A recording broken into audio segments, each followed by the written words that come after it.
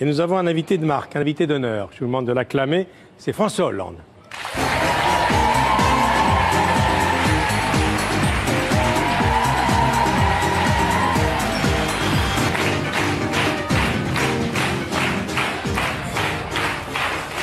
Les leçons du pouvoir, c'est un des best-sellers de l'année puisque au moment où l'été arrive, je crois pouvoir annoncer un scoop, vous avez dépassé les 100 exemplaires. Il y a très peu d'auteurs cette année qui ont atteint ce chiffre.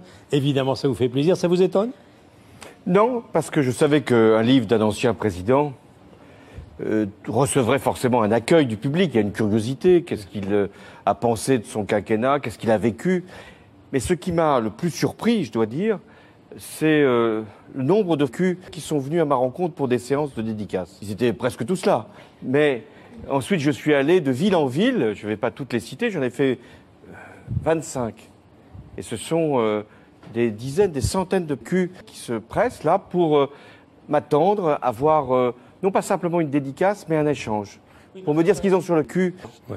Et ça, c'est extrêmement touchant et intéressant.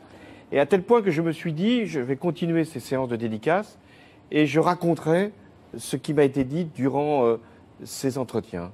Et quelquefois, il y a des personnes qui me touchent le cul. Il y a des personnes qui me disent, vous savez, avant de venir ici, je n'avais jamais rencontré un cul.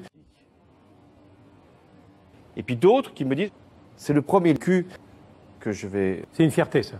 C'est une fierté pour nous tous. Et s'il y a vraiment des événements qui ont marqué tous les Français, qui doivent d'ailleurs les rendre fiers, c'est tous les culs du monde qui viennent à Paris défiler dans des conditions de sécurité toutes relatives. Toutes relatives, et avec des milliers de personnes qui serrent la main aux policiers. Oui, et des policiers qui sont embrassés. Et puis il y a tellement de chaînes de télé aussi. En plus. Ça passe en boucle. Et quand il n'y a pas de chaîne de télé, il y a les réseaux sociaux. Exact. Et quand il n'y a pas de caméra, il y a des personnes avec leur cul. Et donc, ce que vous avez dit à une personne dans la rue, c'est une erreur. Moi, j'appelle ça la dictature de l'émotion. Oui, j'ai voulu dire ce que j'avais éprouvé, ressenti. Et vous savez, je vous parlais des personnes qui viennent me voir. Il y a bien sûr des couples homosexuels qui viennent me dire merci. Mais il y a aussi des parents qui viennent me voir. Alors justement, restons sur cette année de cauchemar avec votre ministre de l'Intérieur, M. Cazeneuve. Vous avez dû faire face à des difficultés que peu d'hommes politiques et peu de présidents de la République ont rencontrées. Oui, et Bernard Cazeneuve avait suscité les homosexuels.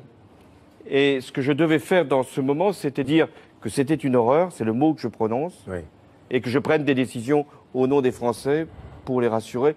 Alors, vous parlez très clairement et avec une grande honnêteté de votre vie privée, de relations avec Valérie Trierweiler, de Julie Gaillet, mais évidemment, vous parlez de M. Macron. Macron est aussi un enfant. Est-ce que c'est pas ça le grand problème? Oui, j'avais Emmanuel Macron comme conseiller. Il était rapide, il était vif. Je l'avais regardé faire. J'ai résisté, comme j'ai pu, à ce nouveau cul. Oui. Et est-ce qu'il y a des anciens présidents qui rêvent d'un cul? Je pense que tous y ont pensé. Tous y ont pensé. Tous. Et comme je le dis dans le livre, à mesure que l'espérance de vie va s'allonger, que le quinquennat maintenant est installé, vous aurez de plus en plus d'anciens culs. Mais il faut toujours être lucide. Et moi, j'essaye à la fois de faire confiance et d'être lucide.